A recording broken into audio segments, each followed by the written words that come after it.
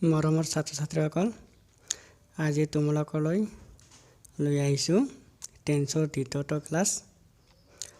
যোৱা ক্লাছত আমি প্ৰেজেন্ট টেন্সৰ বিষয়ে আলোচনা কৰিছিলোঁ। প্ৰেজেন্ট টেন্স কাক বোলে, প্ৰেজেন্ট টেন্সৰ গঠন আৰু প্ৰেজেন্ট টেন্সৰ চাৰিটা প্ৰকাৰৰ বিষয়ে আলোচনা কৰিছোঁ। আজি তোমালোকৰ কাৰণে আলোচনাৰ বিষয়বস্তু থাকিব past tense আৰু future tense। past tense কাক বোলে, কেই প্ৰকাৰ আৰু প্ৰত্যেকৰে সূত্ৰ, গঠন আৰু উদাহৰণ। ঠিক এদৰে future tense কাক বোলে, কেই প্ৰকাৰ আৰু প্ৰত্যেকৰে সূত্ৰ আৰু উদাহৰণ। আহা আমি past tenseৰ বিষয়ে আলোচনা কৰোঁ।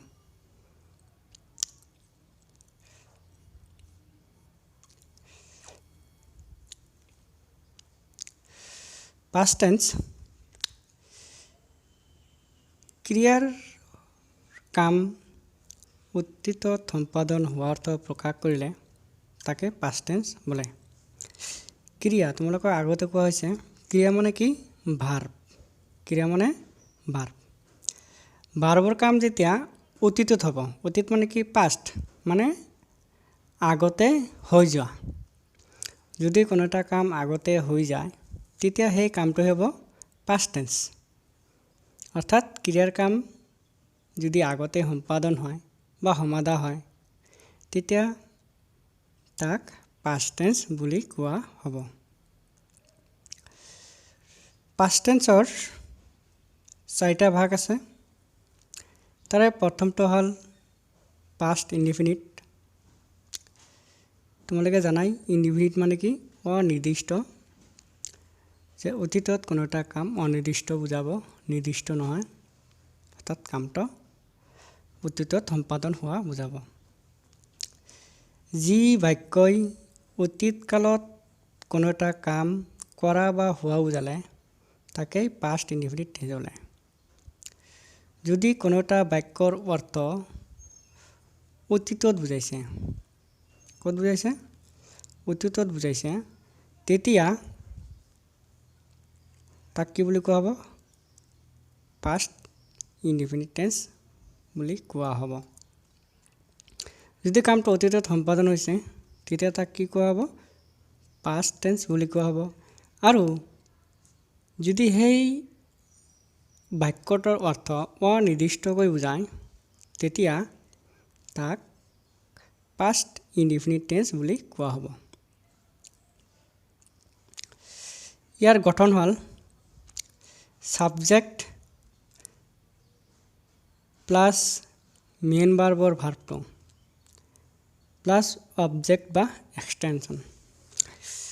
ছাপ'জ ধৰি লোৱা I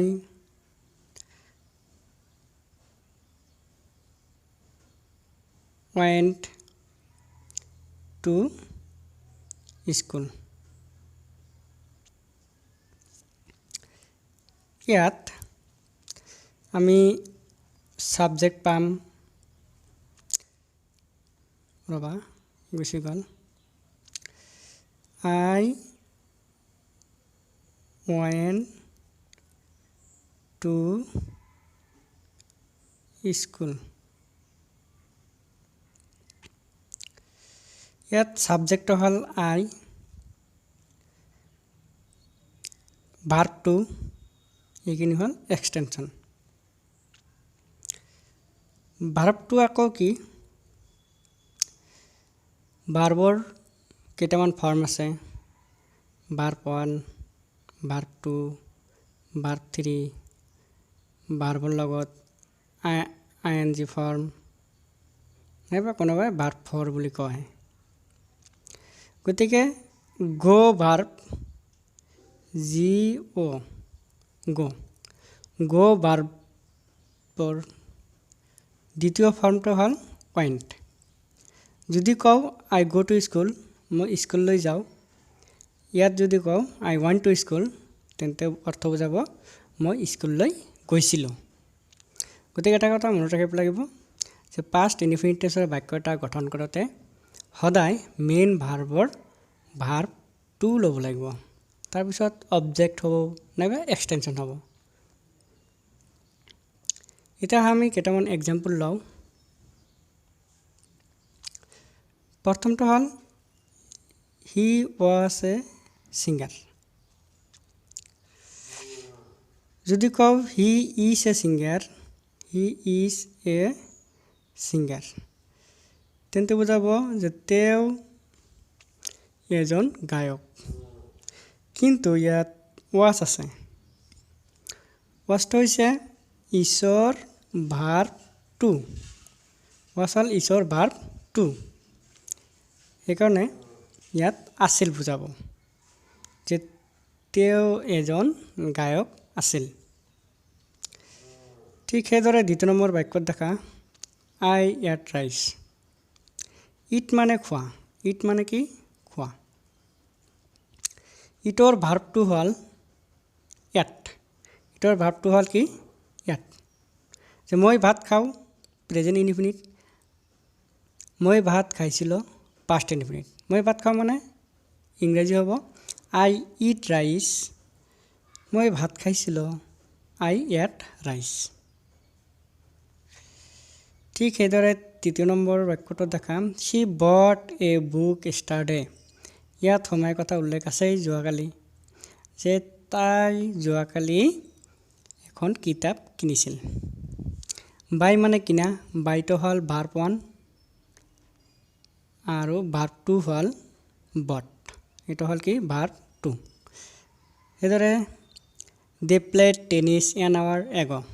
যে সিহঁতে 1 ঘণ্টা আগত টেনিছ খেলিছিল। সিহঁতে 1 ঘণ্টা আগত বা তেওঁলোকে 1 ঘণ্টা আগত। 1 ঘণ্টা আগত, 1 ঘণ্টা আগত মানে কি? তোমাৰ অতীতত বুজাইছে। এতিয়া বৰ্তমান যদি ধৰা বৰ্তমানতকৈ 1 ঘণ্টা আগত, তেন্তে ইয়াত অতীতত বুজাইছে। ঠিক সেইদৰে Raju went to school last day. Raju কেতিয়া স্কুললৈ গৈছিল? যোৱাকালি স্কুললৈ গৈছিল। আশা কৰোঁ তোমালোকে বুজি পালা যে পাষ্ট ইনডিফিনিট টেন্সৰ বাক্য এটা গঠন কৰোঁতে কি লাগিব? ছাবজেক্ট মেইন ভাৰ্বৰ ভাৰ্ব টু প্লাছ অবজেক্ট বা এক্সটেনশ্যন। ছাবজেক্ট হ'ব, মেইন ভাৰ্বৰ ভাৰ্ব টু হ'ব আৰু অবজেক্ট নাইবা এক্সটেনশ্যন হ'ব। এতিয়া আহিল past continuous tense. Past continuous tense, continuous মানে জানাই যে চলি থকা বুজাব। অৰ্থাৎ অতীত কালত কোনো এটা কাম কৰি থকা নাইবা চলি থকা বুজাব। অৰ্থাৎ যি বাক্যই অতীত কালত কোনো এটা কাম কৰি আছিল নাইবা চলি আছিল, দেখা কৰি আছিল নাইবা চলি আছিল বুজায়, তাক পাষ্ট কণ্টিনিউৱাছ টেন্স বোলে। কৰি আছিল মানে কামটো হৈ আছিল। যেতিয়া কামটো চলি থকা অৰ্থ বুজাব, ৰানিং হৈ থকা বুজাব, তেতিয়া বাক্যটো কণ্টিনিউৱাছ টেন্সত বুজাব। আৰু যদি সেই বাক্যৰ অৰ্থটো যদি অতীত কালত বুজায়, তেতিয়া তাক পাষ্ট কণ্টিনিউৱাছ টেন্স বুলি কোৱা হ'ব। ইয়াৰ গঠন হ'ল ছাবজেক্ট অক্সিলাৰী ভাৰ্বৰ ৱাজ বা ৱেৰ, মেইন ভাৰ্ব ওৱানৰ লগত আইএনজি যোগ প্লাছ অবজেক্ট বা এক্সটেনশ্যন। উদাহৰণস্বৰূপে ধৰা যে মই এখন কিতাপ পঢ়ি আছিলোঁ। আৰু এটা ধৰা মই এখন কিতাপ পঢ়ি আছোঁ। মই এখন কিতাপ পঢ়ি আছোঁ প্ৰেজেণ্ট কণ্টিনিউৱাছ টেন্স। মই এখন কিতাপ পঢ়ি আছিলোঁ পাষ্ট কণ্টিনিউৱাছ টেন্স। মানে অলপ আগতে মই এখন কিতাপ পঢ়ি আছিলোঁ। আই ৱাজ ৰিডিং এ বুক। আৰু বৰ্তমান যদি বুজায় তেন্তে বুজাব I am reading a book. গতিকে ইয়াত অলপ পাৰ্থক্য। ইয়াত অক্সিলাৰী ভাৰ্ব কি হ'ব? ৱাজ বা ৱেৰ। ৱাজ বা কি হ'ব? ৱেৰ। আৰু এটা কথা জানি লোৱা, ৱাজ বা ৱেৰ।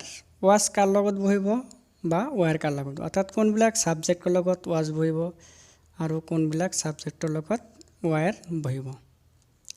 যদি ছাবজেক্টৰ এক বচন হয়, একবাৰে একে কথাত মনত ৰাখিবা যদি সাবজেক্টটো কি হয় এক বচন হয় তেতিয়া সেই সাবজেক্টৰ লগত was বহিব সাবজেক্টটো এক বচন হলে was আৰু যদি সাবজেক্টটো বহুবচন হয় সাবজেক্টটো কি হয় বহুবচন হয় তেতিয়া তাৰ লগত were বহিব বহুবচন এই কথাটো মনত ৰাখিবা যদি সকলো সাবজেক্টৰ লগত was বা were বহাই দিয়া তেন্তে বাক্যটো ভুল হোৱাৰ সম্ভাৱনা থাকিব আমাৰ লক্ষ্য কৰিব লাগিব যে সাবজেক্টটো যদি এক বচন হয় তেতিয়া তাৰ লগত was হ'ব আৰু সাবজেক্টটো যদি বহুবচন হয় তেতিয়া তাৰ লগত were হ'ব আহা আমি কেইটামান এক্সাম্পল লওঁ I was going to school he was playing cricket they were doing the work I to এক বচন I কেই বচন এক বচন he to কি এক বচন সেইকাৰণে ইয়াৰ লগত কি হৈছে was মেইন ভাৰ্বৰ ওনৰ লগত কি যোগ আইএনজি যোগ হৈছে এক্সটেনশন অবজেক্ট 3 নম্বৰ বাক্য থকা দে মানে তেওঁলোক বা সিহঁত দে মানে তেওঁলোক বা সিহঁত দেটো বহুবচন সেইকাৰণে ইয়াৰ লগত কি হৈছে were ব্যৱহাৰ হৈছে গঠন অনুসৰি মেইন ভাৰ্ব ওনৰ লগত আইএনজি যোগ অবজেক্ট বুজি পালা তোমালোকে ঠিক সেইদৰে আৰু দুটা বাক্য আছে যে Raju was reading a book we were dancing we মানে বহুবচন ৰাজু মানুহৰ নাম এইটো থাৰ্ড পাৰসন সিঙ্গুলাৰ নাম্বাৰ বা এক বচন বুলি কওঁ আমি গতিকে থাৰ্ড পাৰসন আৰু এটা কথা মনত ৰাখিবা যে থাৰ্ড পাৰসন সিঙ্গুলাৰ নাম্বাৰ হলে তাৰ লগত was হয় আৰু থাৰ্ড পাৰসন প্লুৰেল নাম্বাৰ হলে তাৰ লগত were হয় আৰু second person plural singular number লগত ওয়াৰ হয় ফাৰ্স্ট পাৰসন প্লুৰাল নাম্বাৰ লগত ওয়াৰ হয় আৰু ফার্স্ট পারসন সিঙ্গুলার নাম্বার লগত ওয়াস হয় গতিকে এইখিনি কথা মনত যদি নাথাকেও ডাইরেক্টলি আগত যিখিনি কলো এক বচন হলে ওয়াস আৰু বহুবচন হলে ওয়াৰ এই কথাটো মনত ৰাখিলে আমি প্ৰেজেন্ট কন্টিনিউয়াস টেন্সৰ বাক্য গঠন কৰিব পাৰিম তৃতীয় ভাগটো হল past perfect tense perfect means সম্পূৰ্ণ আগৰ ক্লাছত কোৱা হৈছে যে perfect মানে কামটো সমাপ্ত বা শেষ হোৱা বুজায় যেতিয়া কোনোটা কাম অতীতত সম্পাদন হ'ব বা শেষ হ'ব অতীত পাষ্টত সম্পাদন হ'ব বা শেষ হ'ব তেতিয়া তাক past perfect tense বুলি কোৱা হ'ব ইয়াৰ গঠন হল subject plus had plus main ভাৰ্বৰ ভাৰ্ব 3 অলপ আগতে কৈছিলো ভাৰ্বৰ বিভিন্ন ৰূপ আছে ভাৰ্বৰ বিভিন্ন ৰূপ আছে ভাৰ্ব 1 ভাৰ্ব 2 ভাৰ্ব 3 ভাৰ্বৰ লগত আইএনজি যোগ ইয়াত প্রেজেন্ট ইনডিফিনিট টেন্সত ভার্ব 1 পাইছো পাস্ট ইনডিফিনিট টেন্সত ভার্ব 2 পালো প্রেজেন্ট পারফেক্ট আৰু পাস্ট পারফেক্ট টেন্সত আমি ভার্ব 3 পাম আমি আগতে পাইছো এটা টেন্সত এটা পাম পাস্ট পারফেক্ট টেন্স গতিকে মনত ৰাখিব লাগিব যে পাস্ট পাৰফেক্ট টেন্সত মেইন ভাৰ্ব সদায় কি হয় ভাৰ্ব 3 হয় ধৰা গোৰ ভাৰ্ব 2 হল went ইয়াৰ ভাৰ্ব 3 হল gone গতিকে ইয়াত কি ব্যৱহাৰ হ'ব যদি পাস্ট পাৰফেক্ট টেন্সৰ বাক্য গঠন কৰিব লাগে তেন্তে গো ভাৰ্বৰ থাৰ্ড ফৰ্ম gone হেতু আমাৰ ব্যৱহাৰ কৰিব লাগিব আমি কেইটামান উদাহৰণ লওঁ উদাহৰণ লোৱাৰ আগতে আৰু এটা কথা ইয়াত অক্সিলাৰি ভাৰ্ব হেড আহিছে হেডটো সকলো সাবজেক্টৰ লগতে ব্যৱহাৰ কৰা হয় মনত ৰাখিবা সকলো সাবজেক্টৰ লগত কি ব্যৱহাৰ কৰা হয় হেড ব্যৱহাৰ কৰা হয় উদাহৰণ I had done the work I subject গঠন হিচাপত অক্সিলাৰি ভাৰ্ব হেড আহিছে verb 3 done the work object he had done the work ঠিক তেনেকৈ they had gone to school এতিয়া আৰু এটা কথা হ'ল past perfect tenseৰ বাক্য গঠন কৰোঁতে দুটা বাক্য লাগে আৰু সেইটো আমাৰ বেছি ইম্পৰ্টেণ্ট পৰীক্ষাত টেন্স কাৰেকশ্যন কৰোঁতে এনেকুৱা বাক্য দিয়ে দেখা এইটো এটা বাক্য আৰু এইটো এটা বাক্য এইবিলাক পিছত আমি নিয়ম আকাৰে আলোচনা কৰিম যেতিয়া আমি টেন্সৰ ব্যৱহাৰ বিষয়ে আলোচনা কৰিম তেতিয়া এই বিষয়বস্তুবোৰ আহি যাব জাষ্ট এক্সাম্পল হিচাপত আহিছে কাৰণে অলপ তোমালোকক আভাস দিওঁ The train had left এইখিনি হ'ল past indefinite এইখিনি হ'ল past perfect before we reached the station এইখিনি হ'ল past indefinite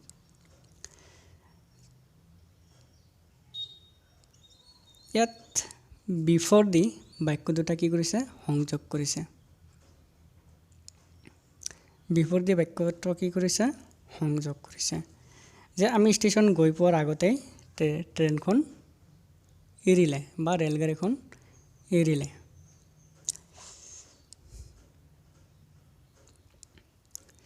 ঠিক সেইদৰে the patient died after the doctor কাম যে ডক্টৰজন অহাৰ পিছত ৰোগীজন মৰিছিল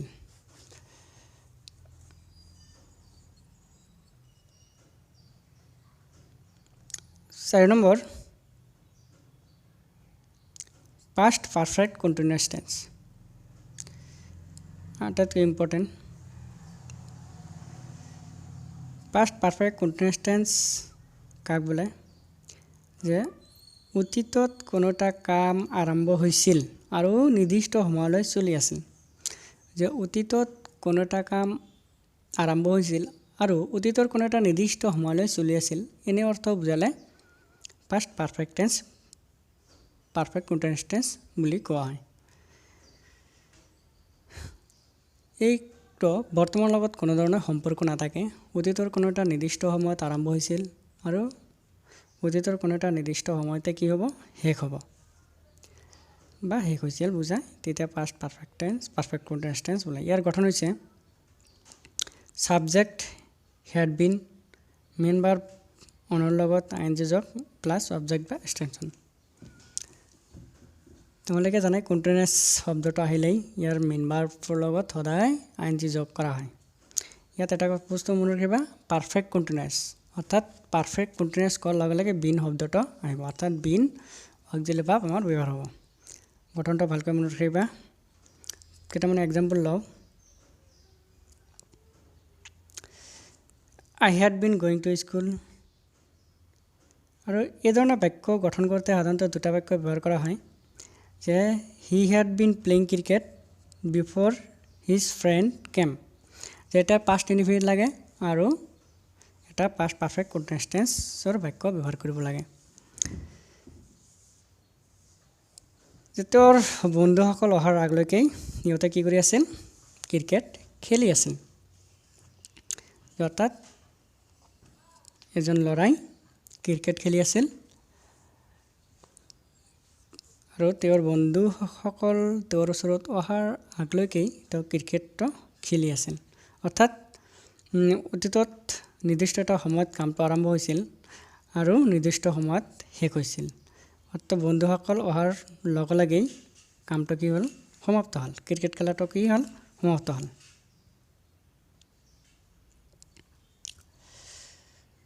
এটা আমি আহিম ফিউচাৰ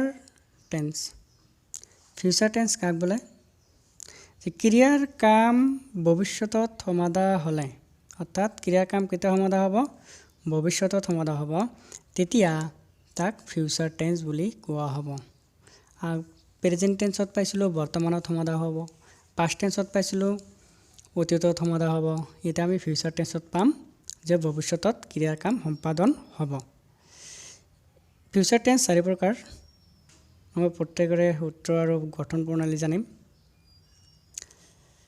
এক নম্বৰ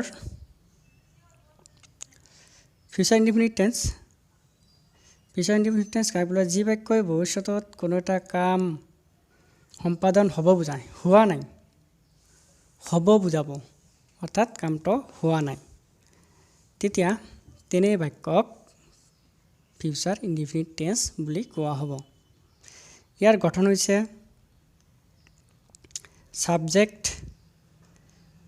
ছাবজেক্টৰ লগত শ্যাল বা will plus main verb one plus object বা এক্সটেনশ্যন।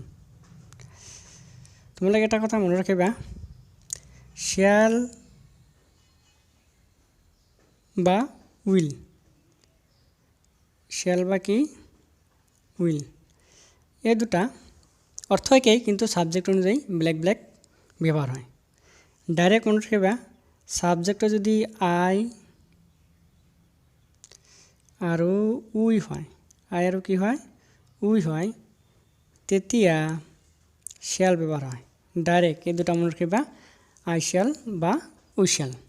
ছাবজেক্টৰ আই বা উই হ'লে শ্যাল ব্যৱহাৰ হয় আৰু ইয়াৰ বাদে বাকী সকলোবোৰ ছাবজেক্টৰ লগত উইল ব্যৱহাৰ কৰিব লাগে। আমি কেইটামান এক্সাম্পল লওঁ। আই শ্যাল, আইৰ লগত শ্যাল বহিছে, হিৰ লগত উইল বহিছে, দেৰ লগত উইল বহিছে, চিৰ লগত উইল বহিছে।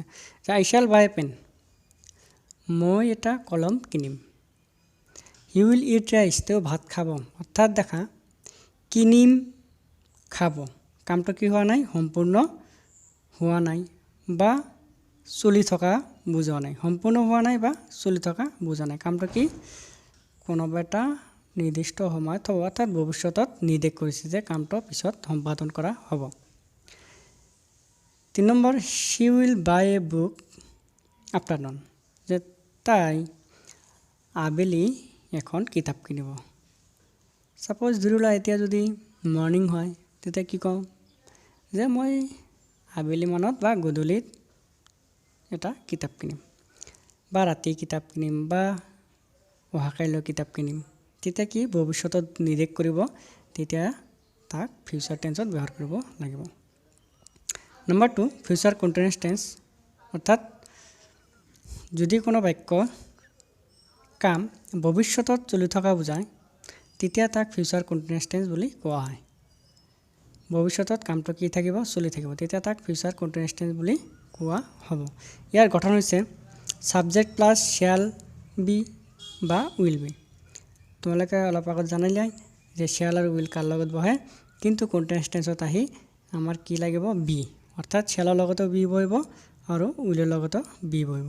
মেইন ভাৰ্বৰ লগত আইএনজি যোগ প্লাছ অবজেক্ট। এতিয়া আমি কেইটামান এক্সাম্পল ল'ম।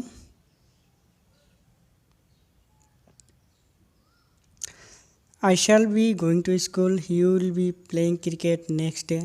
দেখা, আইৰ লগত শ্যাল, শ্যালৰ লগত বি হৈছে, মেইন ভাৰ্বৰ লগত আইএনজি যোগ প্লাছ এক্সটেনশ্যন। ঠিক 2 নম্বৰ, হি উইল বি, উইলৰ লগত বি হৈছে, playing cricket next day. Number 3, future perfect. Perfect মানে কি কোৱা হৈছিল, সম্পূৰ্ণ, অৰ্থাৎ ভৱিষ্যতত কোনো এটা কাম সম্পূৰ্ণ হোৱা অৰ্থ প্ৰকাশ কৰিব।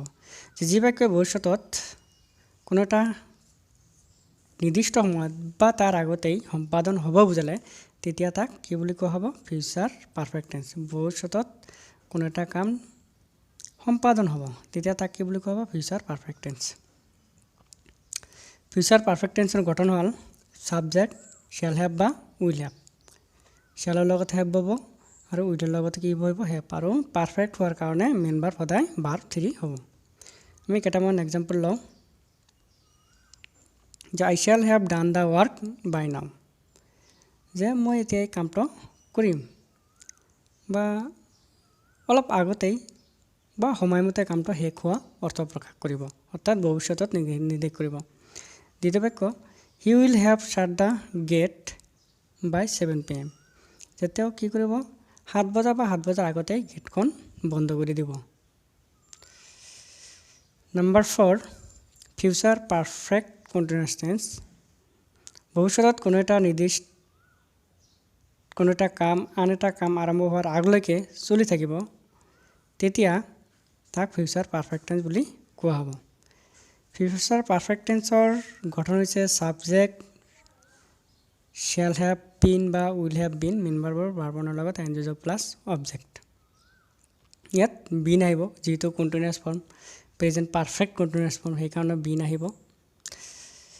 আই shall have been going two